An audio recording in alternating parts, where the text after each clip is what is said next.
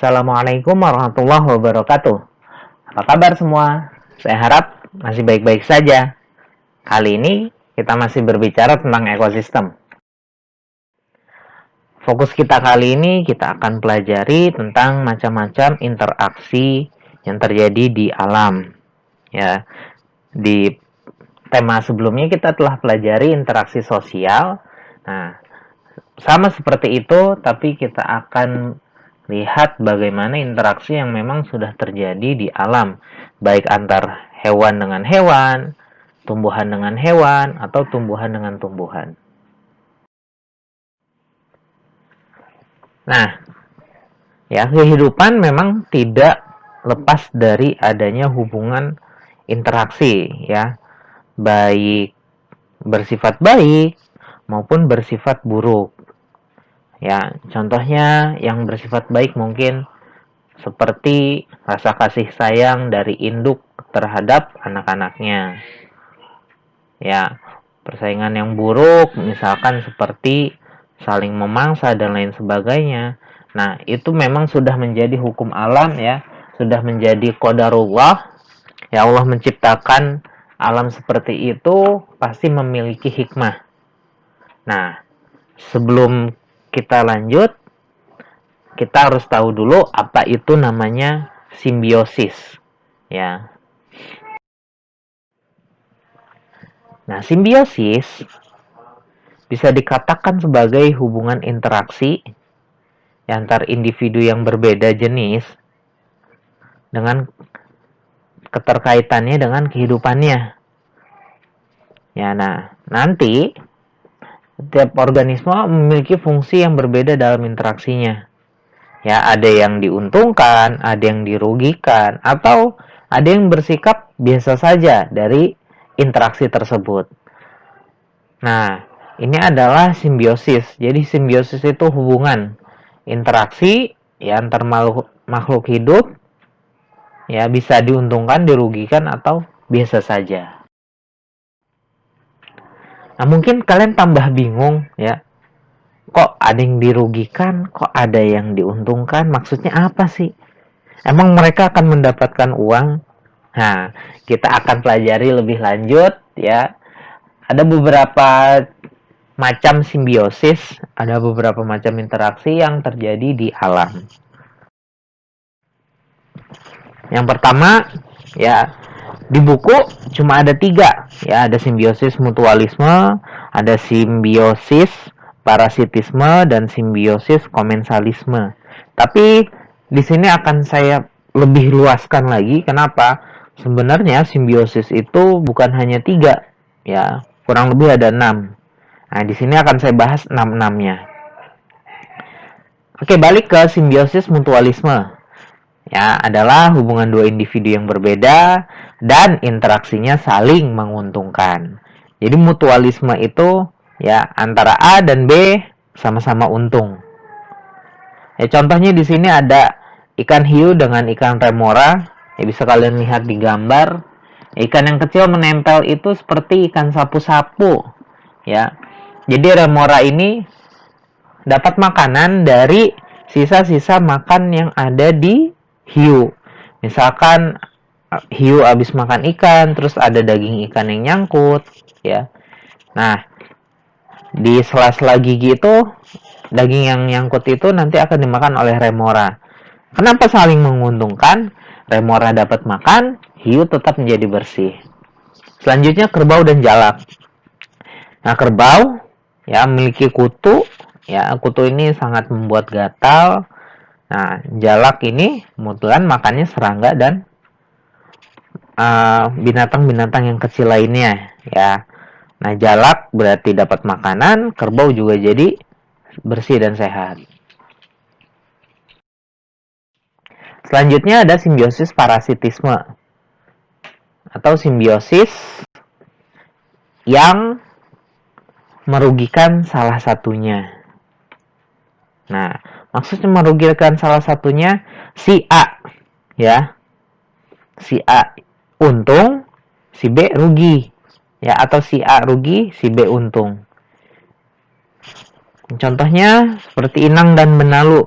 Ya, benalu mungkin kalian bisa lihat di sekitar rumah kalian ada pohon yang melingkar ke atas ya, melingkar di pohon. Ya, bentuknya seperti tali itu melingkar ke atas ya, dan pohon yang biasanya ditumpanginya itu biasanya kurus ya. Ya, kalau pohon buah mungkin buahnya tidak ada. Nah, itu benalu ya. Nah, benalu ini kenapa merugikan si inangnya, si pohon yang dia tumpangi itu? Karena dia menyerap nutrisi yang dibutuhkan.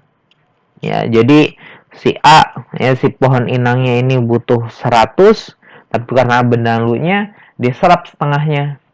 Nah, jadi si inangnya dirugikan. Selanjutnya ada cacing perut ya, yang ada di dalam usus manusia. Kenapa? Ya, nutrisi yang harusnya diserap oleh usus malah terserap oleh cacing. Ya, sehingga banyak terjadi kasus misalkan busung lapar ya, dan lain sebagainya. Selanjutnya ya, ini tidak ada di buku. Ini masih ada di buku ya, namanya simbiosis komensalisme. Komensalisme ini yang satunya untung tapi yang satunya biasa aja. Ya, contohnya ada anggrek dan pohon, terus sirih dan inangnya. Ya, anggrek diuntungkan. Kenapa? Karena dia butuh tempat untuk menempel, namun tidak menyerap nutrisi dari si inangnya. Jadi tumbuhan yang ditumpanginya tidak kenapa-napa ya. Cuma anggrek itu cuma minta tempat aja, sama kayak sirih seperti itu. Ya, jadi yang satu untung, berarti yang di sini kasus ini anggrek dan sirih diuntungkan, namun pohon yang ditempelinya, yang ditumpanginya tidak merasa rugi, biasa aja. Nah, selanjutnya ini yang tidak ada di buku ya, namanya simbiosis amensalisme. Ya, kalau komensalisme satu untung satu biasa, sedangkan ya amensalisme ini yang satu rugi, yang satu biasa aja.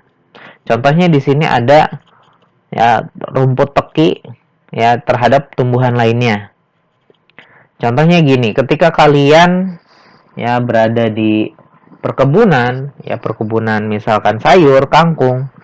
Nah, rumput teki ini adalah salah satu hama ya. Kenapa?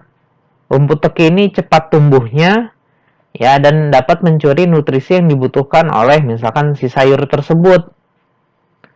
Ya, jadi harusnya sayurnya kelihatan segar, bersih, ya bagus.